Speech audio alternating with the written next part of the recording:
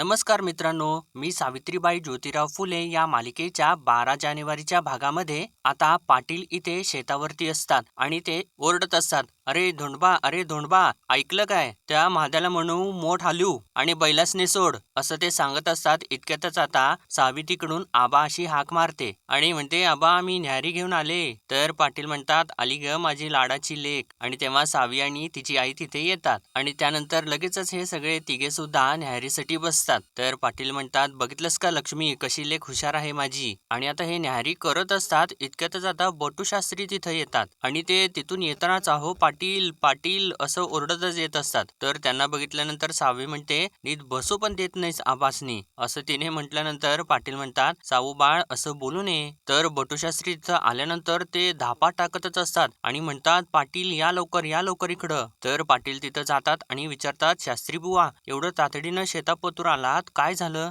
तर बटूशास्त्री म्हणतात, अहो काय झाले म्हणून काय विचारताय? अहो माझ्या अंगाची नुसती लाही लाही होतीये, आग आग होतीये. तुम्ही पहिल्यांदा गावात चला आणि अधर्माला धक्के मारून हकलून द्या. मूर्ख, शतमूर्ख. तर पाटील विचारतात, अहो पण नेमकं झालं तरी काय? तर बटूशास्त्री म्हणतात, अहो काय झालं, काय व्हायचं बाकी राहिलंय.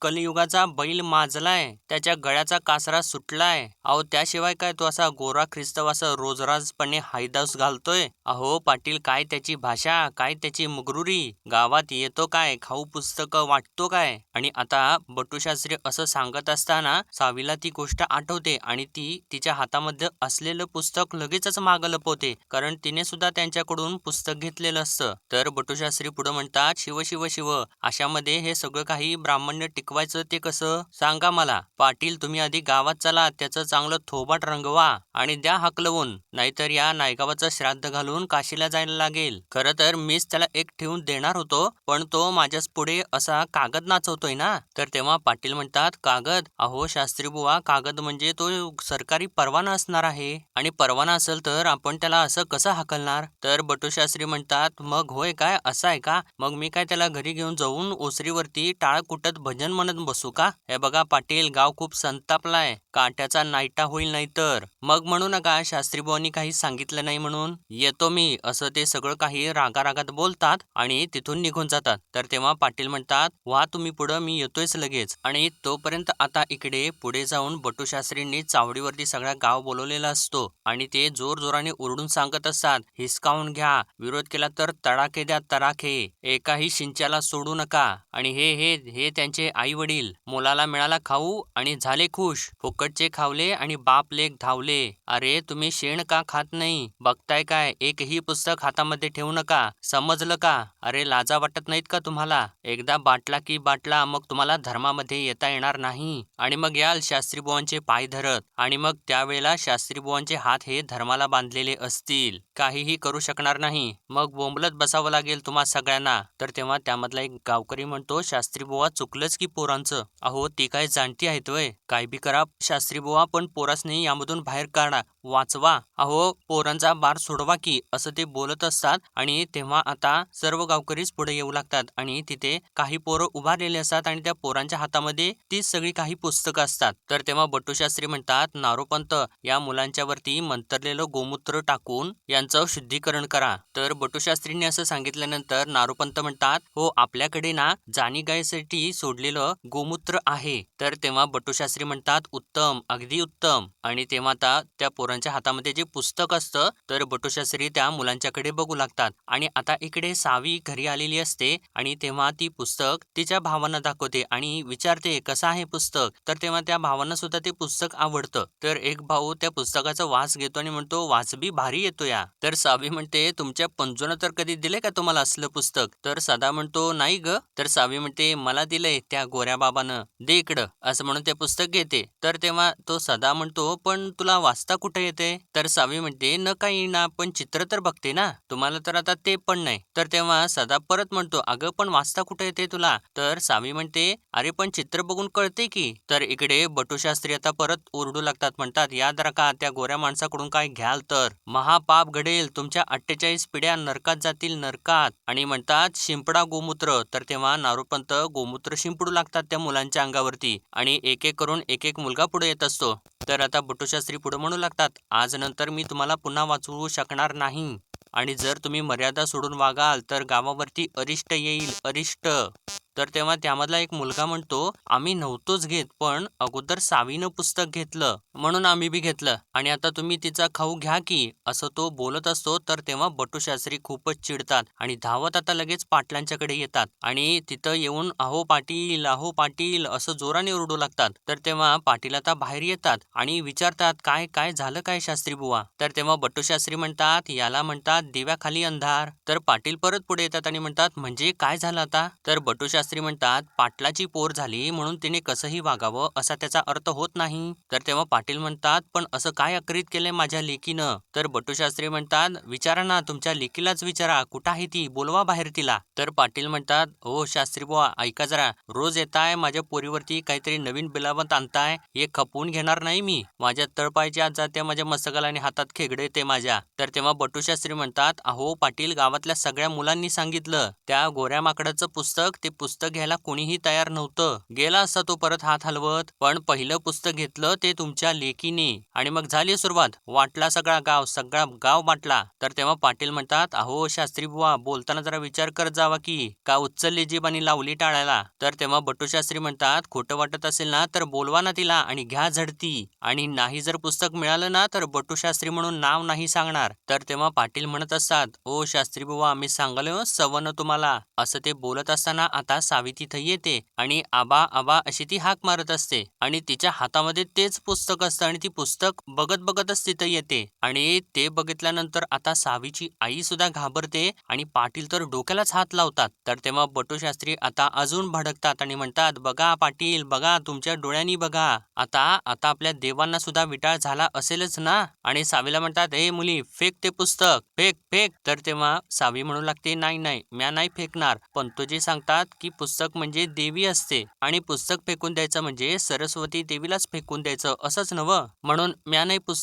फेकणार पुस्तक. तर तेव्हा बटूशास्त्री पाटलांना म्हणू लागतात, बघा बघा पाटील, हे तुमचे लाड आहेत, लाड. या लाडामुळेच ना एका दिवस तुमचं नाक खाली होईल. बटूशास्त्रीचं ब्रह्मवाक्य आहे, स्मरणात असू दे म्हणजे झालं. आणि आता इतका वेळ पाटील आणि सावीची आई तर गप्पच असतात. तर तेव्हा आता पाटील सावीला म्हणू लागतात, सावी टाक की बाळ ते पुस्तक. तर तेव्हा सावी म्हणते, म्या नाही टाकणार, असं म्हणून ती धावत आता आतमध्ये जाते आणि जात असताना ते पुस्तक पडतं. तर ते पुस्तक परत ती उचलते आणि परत आतमध्ये जाते पळत. तर तेव्हा अक्का सुद्धा तिथं आलेली असते आणि ती म्हणते, अगं सावी, कुठं चाललीस पळत, इकडं ये. तर तेव्हा बटूशास्त्री अजून भडकतात आणि म्हणतात, नाही नाही, नुसती पळाली नाही तर तो पुस्तकरूपी विटाळ घेऊन पळालेली आहे ती. तर तेव्हा अक्का म्हणते, काय सांगताय, सावीच्या हातामध्ये पुस्तक आहे? तर तेव्हा बटूशास्त्री म्हणतात, आता कोण समजावणार तिला? आम्ही काही बोललो की मग तुम्हाला राग येतो, मग तुम्ही काठी उगारता. पण एक निक्षून सांगतो, पुस्तक मुलीच्या हातात नाही तर चुलीत छान दिसेल. तर अक्का आता भडकलेली असते आणि म्हणते, शास्त्री बुवा, तुम्ही जरा शांत राहा, मी बघते काय करायचं ते. असं म्हणून ती आता सावीच्याकडे आतमध्ये जाते. तर तेव्हा बटूशास्त्री म्हणतात, आहे हो आत्याबाई, तुमच्यावरती आमचा भरोसा आहे. आणि म्हणतात, नारोप्पा, हे गोमूत्र द्या त्यांच्याकडे आणि त्यांना म्हणावं, शिंपडा वाड्याच्या कानाकोपऱ्यात, पवित्र होऊ देत जरा वाडा. असं म्हणून ते आता तिथून निघून जातात. तर तेव्हा नारोपंत सुद्धा ते गोमूत्र तिथेच खाली ठेवतात आणि तिथून निघून जातात. तर आता इकडे सावी धावत धावत आत आलेली असते आणि ती एका खोलीमध्ये कोपऱ्यामध्ये लपून जाते. तर तेव्हा अक्का सुद्धा रागारागात आतमध्ये येते आणि ती बडबड करत असते, ती गोरी माणसं वंगाळ पाठवतात. तर तेव्हा सावीची आई तिथे येते आणि तिला म्हणू लागते, अहो वंश, पुस्तक काय चावत्यात काय, आणि तिला कुठं वाचता येते आणि तिला ती आपली चित्र वाचता येतात ना, म्हणून बघत बसती. तर तेव्हा अक्का तिच्यावरती ओरडू लागते, म्हणते, तुम्ही दोघांनी ना तिला लाडावून ठेवलेला आहे. तर तेव्हा आता पाटील आतमध्ये येतात आणि सावीच्या आईवरती थोडंसं ओरडू लागतात. म्हणतात, लक्ष्मी, सावीला जेव्हा गोऱ्या माणसानं पुस्तक दिलं तेव्हा तू तिथं होतीस का? तर तेव्हा अक्का आता अजून चिडते आणि म्हणते, बोला, खोटं बोला, तुम्ही मायेचा ओलावा द्या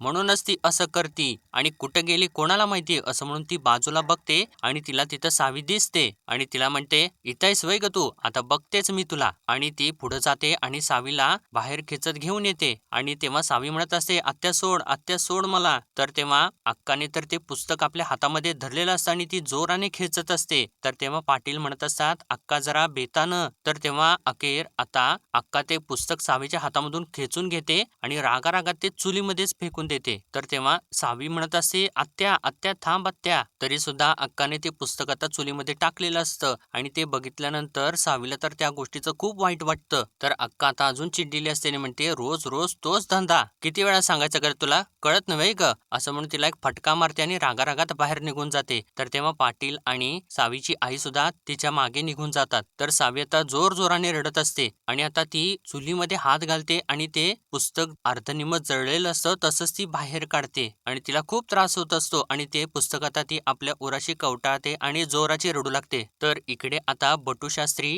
गुरुजींच्याकडे आलेले असतात आणि ते त्यांच्यावरती ओरडत असतात आणि म्हणतात, होऊन येते झालेलं आहे, गावातले सगळे रस्ते बाटलेले आहेत, अधर्माची पावलं गावामध्ये फिरली, 4 तांबे गोमूत्र लागलं हे सगळे काही विटाळ घालवायला आणि हे सगळं काही महाभारत केवळ तुमच्यामुळे झालेलं आहे. तर तेव्हा गुरुजी म्हणतात, माझ्यामुळे, मी काय केलेलं आहे बुवा? तर बटूशास्त्री म्हणतात, मग काय आम्ही केलं काय? तुमच्या शिकवणीमुळे ती पाटलाची पोर वांड झालेली आहे. तर गुरुजी म्हणतात, अहो पण मी तिला शिकवतच नाही. तर बटूशास्त्री म्हणतात, अहो तुम्ही प्रत्यक्षपणे तिला शिकवत नसला तरी सुद्धा अप्रत्यक्षपणे ती सगळं काही तुमचं ऐकते ना. तरी सुद्धा तुम्हाला वारंवार मी बजावत होतो की तिथे काय शिकवता, कसं शिकवता, तरी आपलं तुमचं थातूरमातूर उत्तर, पावकी निमकी बेरीज वजापाकी. काय झालं आता? गेलं ना पुस्तक पाटलांच्या घरात आणि हे सगळं कोणामुळे झालं? तुमच्यामुळे झालं, तुमच्यामुळे. तरी आपल्या पूर्वजांनी सांगितलेलं होतंच की शूद्रांच्या कानावरती अक्षर पडू देऊ नका आणि जर पडलं ना तर त्यांच्या कानामध्ये उकळतं तेल ओता, सांगितलं होतं ना. तर तेव्हा गुरुजी हो असं म्हणतात. तर बटूशास्त्री म्हणतात, मग हे कोणी पाळायचं?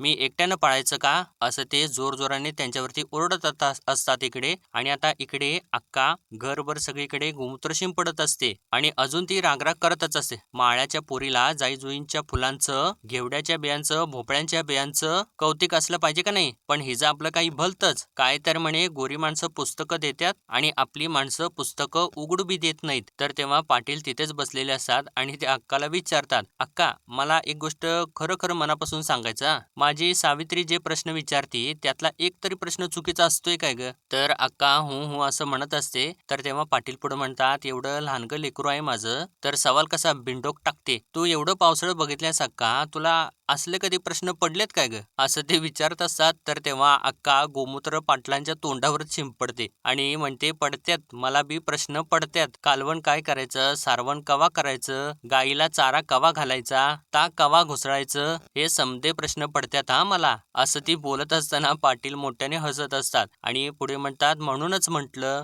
माझी लेक हुशार आहे, तिला मग वेगळं प्रश्न पडतात. बघ तू एक दिवस माझी लेक बापाचं नाव काढते की नाही बघ. तर तेव्हा अक्का म्हणते, होय होय काढल काढल, आधी हे घे आणि अख्ख्या वाड्यावरती गोमूत्र शिंपड आणि विटाळ काढ जा. आणि तिने असं म्हटल्यानंतर पाटील हसतात आणि उठतात आणि म्हणतात, तुला खरं सांगतो अक्का, शिकवणी आपली आपण सका आणि सदासाठी लावली, पण शिकलं कोण, हुशार कोण झालं? माझी सावी. आणि म्हणून मी त्या पंतोजीसनी काही बी कमी पडू देत नाही. भाजीपाला, दूध दुभतं जे काही लागल ते देतो. आणि त्यात असं बोलत बोलत एका बाजूला गोमूत्र शिंपडून नेतात. तर आता अक्का सावीच्या आईला म्हणते, लक्ष्मी ही तुळशीची पानं घे आणि डाळीच्या डब्यावर, तांदळाच्या डब्यावरती, हांतरुणावरती समधीकडं तुळशीची पानं ठेव बरं का, म्हणजे विटाळ निघून जातोय बघ. तर तेव्हा सावीची आई म्हणते, बरं झालं, माझा तर जीव लई घाबरागुबरा झाला होता, म्हटलं आता घरदार सारवावं लागतंय, पण नाही, वाचले. तर तेव्हा अक्का म्हणते, वाचलीस की, पण पोरीला आधी व्यसन घाला, कळते काय? तर तेव्हा पाटील म्हणतात, अक्का जिथं राहिले तिथं तुळशीपत्र ठेव, मी आलो बरं का. तर तेव्हा अक्का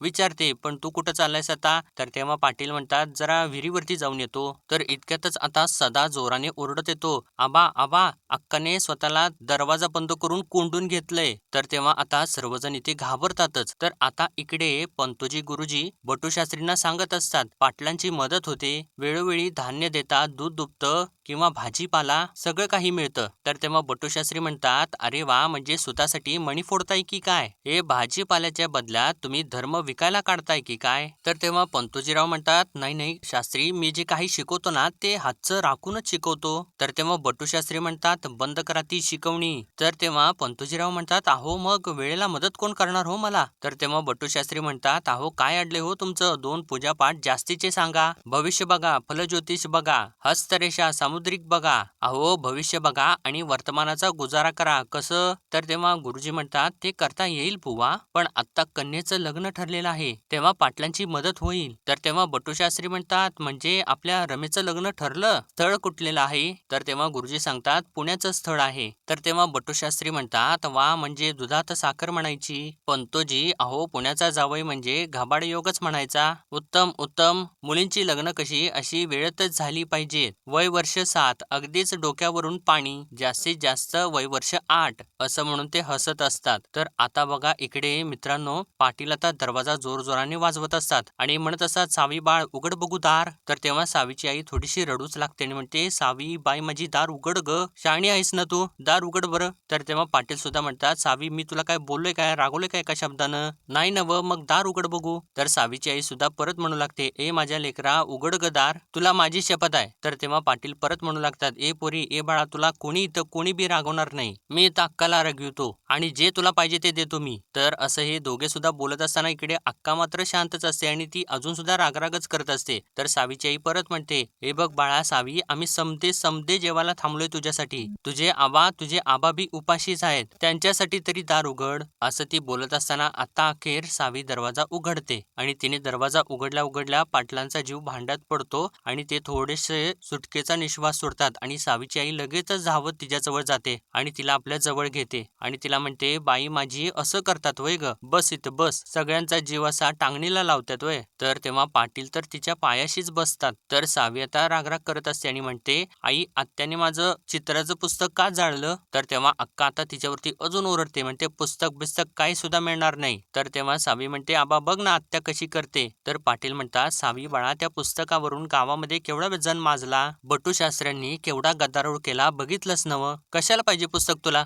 तर अक्का परत ओरडते, म्हणते पुस्तक तर नाहीच मिळणार तुला, थांब आता मुंडावळ्याच बांधते तुला. तर तेव्हा पाटील म्हणतात अगं अक्का. तर अक्का त्यांच्यावरती परत ओरडते, म्हणते काय अक्का अक्का करतोयस? अगं अरे हिच्या बरोबरची पोरी लगीन होऊन नांदायला बी गेल्यात. काय असते ना खंडूजी, ज्या वेळेच्या गोष्टी ना त्यावेळेला झाल्या ना ते बरं असतंय, जीवाला घोर राहत नाही मग. आणि सावीच्या आईला म्हणते लक्ष्मी सांग तिला पोरीच्या जातीनं पुस्तकं वाचायची नसत्यात, नाहीतर नवरा मरतो, सांग सांग तिला. तर तेव्हा सावीची आई म्हणते मी सांगून ऐकते का ती माझं? तर अक्का म्हणते बसा तुम्ही लाड करत तिचं, पण मी ऐकायची नाही. अरे खंडोजी तू पण काय अडाण्यासारखं करतोयस? अरे पोरीचं लगीन करायची वेळ आलीये, बांध आता सावित्रीला बाशिंग. आणि असं अक्का रागराग करत असते. तर पाटील थोडस तिरक सावीकडे बघतात आणि ते एकदमच मोठमोठ्याने हसू लागतात आणि म्हणतात अगं अक्का, या माझ्या सावित्रीच्या कपाळाला असं ये मोठं ढालगं बाशिंग बांधल्यानंतर असं म्हणतीस वय तू, असं म्हणून ते परत हसू लागतात. तर अक्का म्हणते तू बस लाड करत, मी पुण्याला सांगावी धाडलाय. तर तेव्हा पाटील म्हणतात पुण्याला? तर तेव्हा अक्का हो असं आनंदाने सांगत असते. तर तेव्हा पाटील म्हणतात म्हणजे पुण्याचं स्थळ आहे वय, चालते चालते, म्हणजे आमची सावी आता जाणार पुण्याला. आणि असं त्यांनी म्हटल्यानंतर आता सावी सुद्धा थोडीशी लाजू लागते आणि सावीची आई सुद्धा हसू लागते. तर मित्रांनो आजच्या भागामध्ये एवढंच आणि पुढील भागामध्ये आपण पाहणार आहोत. तर मित्रांनो आता इथे पुण्यामध्ये आखाडा दाखवलेला आहे, पैलवानांचा आखाडा. आणि आता इथे ज्योतिरावांचे लहानपण दाखवलेले आहे. ज्योतिराव आखाड्यामध्ये असतात, कुस्ती खेळत असतात आणि तेव्हा एक जण तिकडून ओरडत येतो ज्योती अरे ज्योती, आणि तेव्हा ज्योतिराव तर आखाड्यामध्ये चांगली कुस्ती खेळत असतात. तर त्यानंतर आता इकडे सावीला अगदी लग्नासाठी तयार करतात आणि तिला छान अशी सुंदर साडी वगैरे नेसवतात आणि तेव्हा सावी पाटलांच्या समोर येते. तर पाटील डोळे मोठे करूनच तिच्याकडे बघत असतात आणि तेव्हा त्यांच्या डोळ्यामधून थोडंसं पाणी सुद्धा येते. तर तेव्हा सावीची आई म्हणते पोरीला असं बघितल्यानंतर बापाच्या डोळ्यामधून पाणी आलं ना? तर तेव्हा पाटील म्हणतात कशी नक्षत्रावाणी पोर आहे बघ माझी, आणि कुणाच्या नशिबात हे नक्षत्र आहे कोणास ठाऊक. तर इकडे आता ज्योती जेवायला बसलेला असतो आणि तो रागारागातच उठतो. तर तेव्हा सर्वजण त्याला विचारतात अरे ज्योती काय झालं, असं रागारागात का उठलास? तर तेव्हा ज्योती म्हणतो ही चेष्टा मला अजिबात खपणार नाही. तर तेव्हा त्याचे वडील म्हणतात अरे मग काय नुसतं शिकतच बसणार आहेस का काय तू? तर ज्योती म्हणतो मला शिकायचंच आहे आणि माझा निर्णय झालाय, मला लगीन करायचं नाही. आणि असं त्यानं म्हटल्यानंतर घरातल्या सगळ्यांनाच धक्का बसतो. तर मित्रांनो आता मालिका हळूहळू पुढे सरकत आहे आणि आपल्याला आता पुढं बघताना खूप मजा येणार आहे. तर असेच डेली अपडेट पाहण्यासाठी आपल्या चॅनलला सबस्क्राईब करा आणि हो व्हिडिओ आवडला असेल तर व्हिडिओला लाईक सुद्धा नक्कीच करा. धन्यवाद.